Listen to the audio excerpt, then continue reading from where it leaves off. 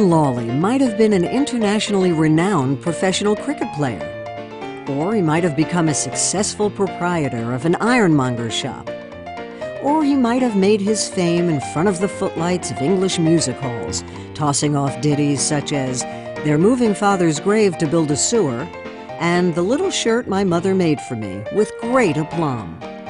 But it is to the everlasting good fortune of the PM industry that he chose a career in metallurgy. Alan Lawley was born in the city of Birmingham in the English Midlands in 1933. He attended King Edward's School, Aston, a highly respected school for boys, and excelled academically. During this time, he also polished his cricket skills, playing for the All-Birmingham boys team and achieving reasonable success as an opening fast bowler. During his next to last year in high school, he was awarded a state scholarship, meaning he could pursue admission to any university in England. His headmaster urged him to consider Oxford and Cambridge, but Alan's passion for cricket stood in the way. To attend either of those universities, he would have needed to take a 6-week summer course in Latin, which would have interfered with his cricket schedule. So it was on to the metallurgy department of the University of Birmingham, whose faculty boasted such material science luminaries as Alan Cottrell, Geoffrey Rayner, and Alan McQuillan. After earning his bachelor's degree in 1955, he stayed on to pursue a doctoral degree, which he received in 1958. During that time, he had occasion to meet Robert Madden, chairman of the School of Metallurgical Engineering at the University of Pennsylvania, who was spending a sabbatical as a visiting professor in Birmingham.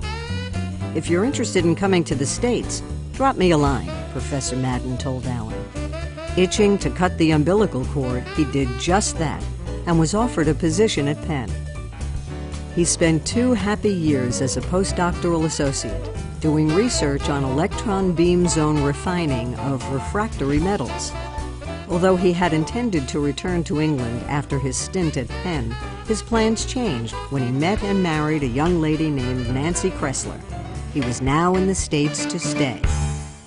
He accepted a position at the Franklin Institute in Philadelphia, where he stayed until 1966, doing very intense, productive contract research in such areas as beryllium alloys, thin metal foils, refractory metals, and deformation fracture. Feeling the need to find a position that offered more people interaction, he then accepted a post as an associate professor at Drexel Institute of Technology, soon to become Drexel University. It was here that he had his first encounter with powder metallurgy. In an effort to help level the playing field for smaller U.S. research universities, including their collaboration with national laboratories, the Department of Defense began awarding them projects through a program called Themis. Drexel was awarded a $1 million project on powder metallurgy, in which they would collaborate with the Frankfurt Arsenal in Philadelphia. George Dieter, who was head of the Metallurgical Engineering Department, saying he was much too busy with teaching and research, tapped Alan to manage the project. "You'll be the principal investigator," he and fellow faculty member Dick Heckel told him. And so, practically overnight, he was launched into a career that would see him become a world authority on powder metallurgy.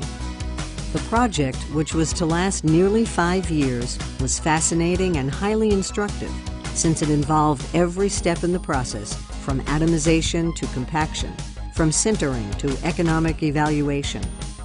For Alan, it also fostered a career-long association with Haganus, which was conveniently located across the river in New Jersey.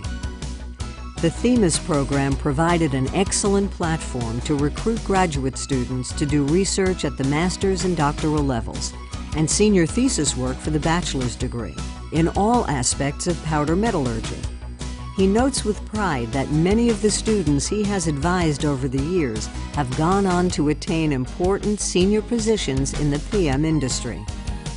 Alan succeeded George Dieter as head of the Department of Materials Engineering at Drexel, a position he held until his retirement in 2003, after which he has continued serving as Professor Emeritus in the department. That early Themis program also motivated Alan's first publishing efforts on the topic of PM, beginning in the early 70s, the same period in which he began attending the annual conferences sponsored by MPIF. That ongoing association culminated in 1984 in his being asked by Kemp Roll, in his capacity as publisher of APMI's International Journal of Powder Metallurgy, if he, Alan, were interested in succeeding Henry Hausner as editor when the latter retired at the end of the year. Alan accepted and is now in his 28th year as editor of the journal.